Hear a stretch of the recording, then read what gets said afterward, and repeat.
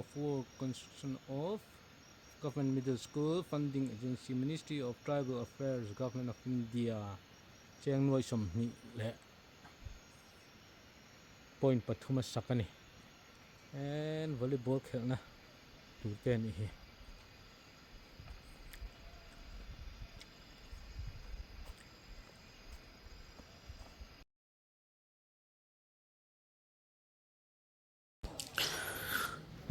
Le tuna kan hu lai khi lai tlang liam a khinin khopakhat hual tu khuwa oma chuta chuanin vo in chu ruang zuin kan han kala e tlai lampanga kan kala du angin thate pokala man to lo talawa athim zui tamai sia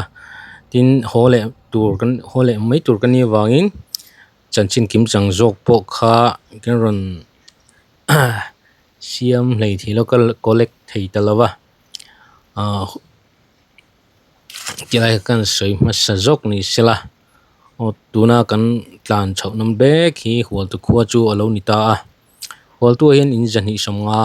velan oma mihring sang khat thum somnga tanga sang khat jali vel bor an cheng meka hual tu khuwa hi vut taya lal na mun kha ania anlal nung ber chu thang lian chu ma sai lo ania thang lian chu ma sai lo unau pa hi pu lal lian zola nia pu lal lian zola hi Mizorama 7 day ko ran lo din tu ani chuan hual tu khuwa hian kum sang ni sum ni pali khan kum zali an ni an lo lom to a hi mai mit lova an om ni lovin hual tu khuwa lo din ti atanga nia an thiat atanga an chui ania hual tu khuwa an din an chui le thein nung ber chu hual tu ngam to na chin atang khanin an chui le ta kum zali an tlin chu sang ni sum ni pali khan an lo lom ta an lo lom to ani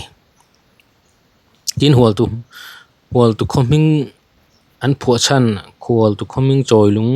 nia so hi pahni a oma pakhat jok chu thingming ni in an suya hetilai hual tu khuwa muna hian hual tu thing a om thina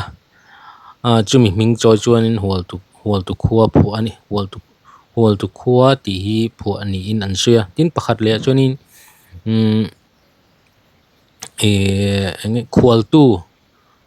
tu nam an lo cheng thina tilai muna hianin hun local zela khual tu khuwa ni lovin hual tu khuwa ti in aming hi an lo phu ni in soi a ombokani kumsan sakwa somruk paruk rambuai Mizoram rambuai khanin baktong a soi khom an ni a uneng ma chen an chuan sang ha ko sum sari pani a hetilai muna hianin an let chole a ti sang ha ko sum sari palia uai me te po an din nge ani wal tu khuwa hi chingchi aizol lamatanga kalchonin chingchip khot ton tir chingchip mol pui venga tang khanin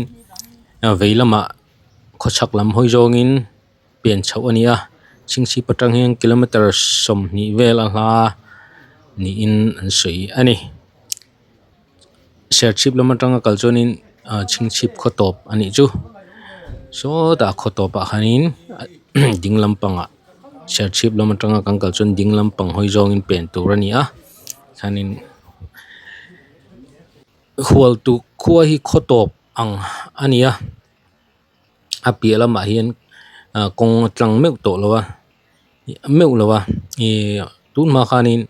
governor in voi khata han tloa akong pin ema wangin kong laina tur ka peng cheu kong kalai sakang cheu atia chuan ti chuan kong hi alai saka simen in zut vek ania kong po hi governor kha ming kalo re zot tachia lova ti ro pui khop mai ti lom om khop mai hual tu tang hin sai tual hi apo thea kong hi atlang chia lawa tuna hin an norve me ka hi sanctuary wildlife sanctuary te ni wang hianin atlang an rem ti vak los engeni blacktop ang chi kha an rem ti lo wang hin la tlang hlei thei lawa a se tuna hin an norme ka an tlang ve atlang theng emo tiang chunia tun din huna ri chuan chingchi patang hian an mani khuat chi hi et khochak lam hoi jong hemi kong zo tu hi wal tu khuat chi hi an ni tin ani chu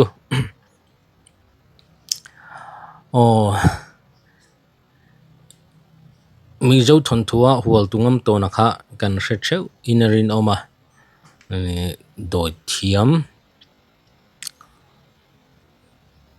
ni in soi ani thina thing chi hrang te kha adoya a se chung jinga chuanin phuan ber hi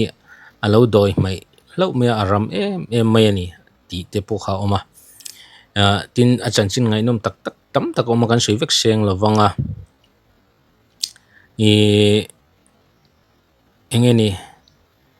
troi tlanga ngal phusen han be tuma a che sual dan te a uifing a zual ko dan te po kha ngai nom tak oma troi tlanga ngal phusen han changa a doi mai ber phon ber kunga tangin changa phon ber jar kha abal le ta sia tliak le ta sia ti chon ngal phusen khan aron phin kan ti don mi tingan aron nang chinga anun na in atlin talawa chu a ui kha zual kowa wal tu khuwa khanin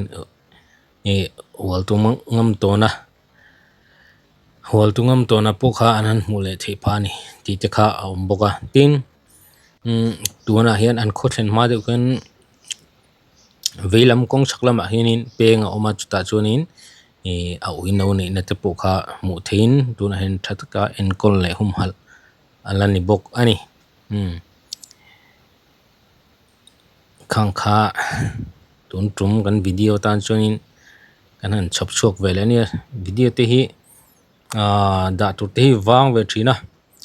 ki content mu mal kan nei lo wang hianin ka kalvel na hi hianin kan ron chop chok ve thina nia ka video te min lo instagram min lo thlir sak thin tu te jong hen kalom ema min lo insaka min lo like ka min lo subscribe sak zel tur pokhan kan som le chewa khodang danga kan kal na te po rem chan dan angin ron da chho zel te po ha an tum le zel don nia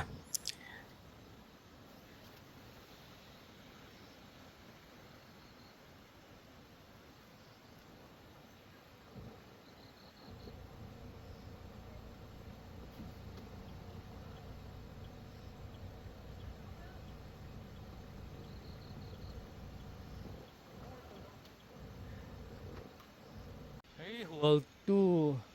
government middle school nia government middle school hual tu hi sang ko samsari palia din alo ni to hi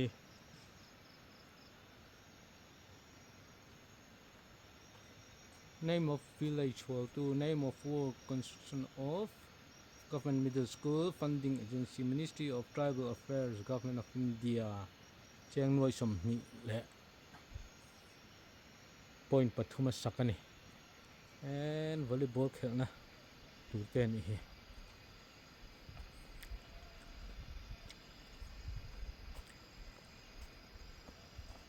wal tu khuwa nuam khop mai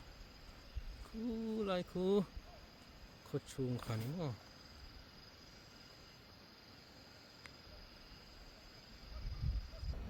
school hi kho mor de uleka